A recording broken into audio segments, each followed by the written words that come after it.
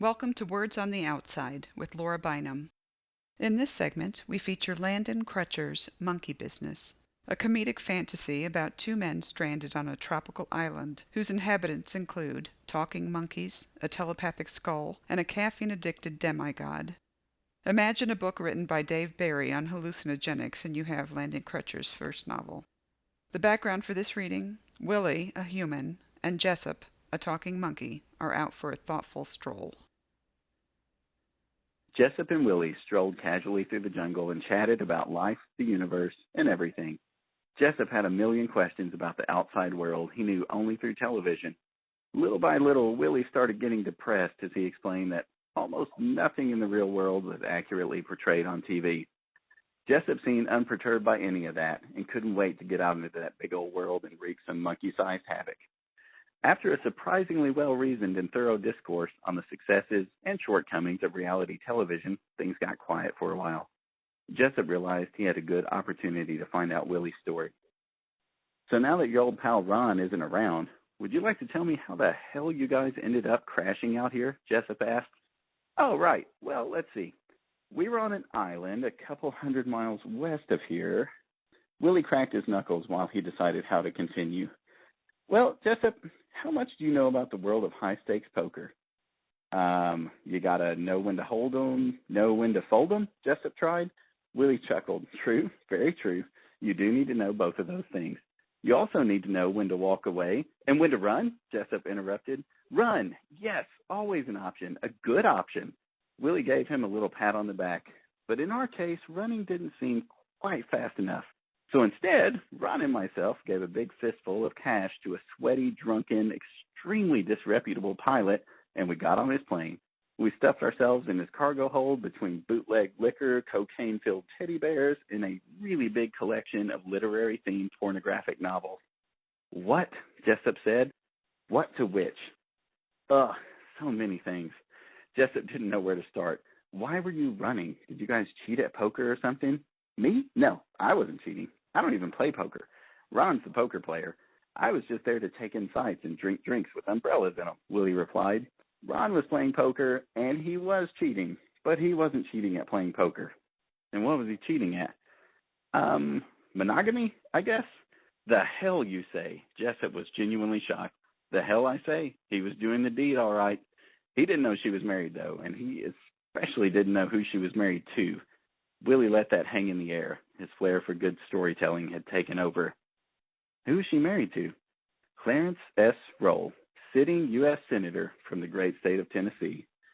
Jessup wasn't exactly sure how to respond to that, since 100% of his political knowledge came from watching episodes of the Colbert Report.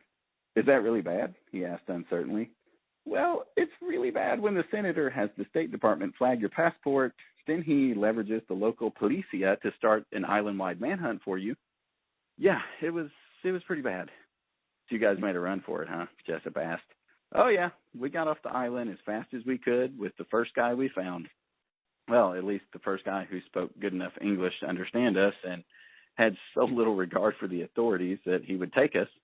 Of course, it turned out he had so much illegal shit on that plane, we were probably the least of his worries, and I take it something went wrong with his geneless smuggling plan." Guess so. I have no idea what. We were just flying along, and hours into this flight, the engines just stopped. He turns back to us and says, "Gotta put her down." Willie threw his hands up to illustrate how frustratingly vague he found that. We asked him what the hell was going on, and he just said, "Gotta put her down, out of fuel, hang on." "That's it?" Jessup asked. "That's it." We huddled in the back between his smuggler's horde and waited to die. I don't remember much of the crash. I think we landed okay, but while we were skipping across the water, we hit something, I think. Anyway, next thing I knew, Ron's slapping me in the face, telling me to get the hell up. The plane's half full of water. He's unbuckled my seatbelt and dragged me over to the door, and he just stands there and waits for the plane to fill up until he can open the door. Then out we swim. That's pretty badass, actually," Jessup said. "Yeah, that's the kind of shit Ron knows that makes you wonder how he knows it. I mean, who knows to wait for the plane to fill up with water so you can get the door open?" They both considered that for a moment. "I mean, I've only known him like 15 years, and occasionally during that time he's been out of my sight. So maybe he's a secret agent," Willie mused. "Well, he's kind of an asshole," Jessup volunteered. Yeah, I think secret agents have to be assholes. No, I think they have to have assholes, for like hiding microfilm and stuff. I don't think they use microfilm anymore, man. I think it's all like flash drives and stuff these days. That's okay. A flash drive would fit up Ron's ass. They both laughed and resumed their stroll. Just at that moment, they crested a hill that afforded them a great view out over the bay, the very bay in which their plane had crashed.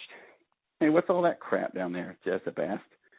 Willie shaded his eyes against the sun and squinted. I don't know. Stuff washed up on the beach, I guess. Hey, let's go take a look. Jessup sounded cheerful. Quick question regarding your story. What the hell is a literary-themed pornographic novel? Oh, man, they take pieces of classic literature and they use some characters and some of the plot, but they make it all, like, pornographic and stuff. Like Catcher in the Eye or A Tale of Two Titties. Did you get to read Great Sexpectations? Jessup laughed. No, but he did have Huckleberry Finn. How about To Drill a Mockingbird? Lord of the Cockrings? I wonder what Moby Dick would be called. Probably just Moby Dick. That's so simple, it just might work.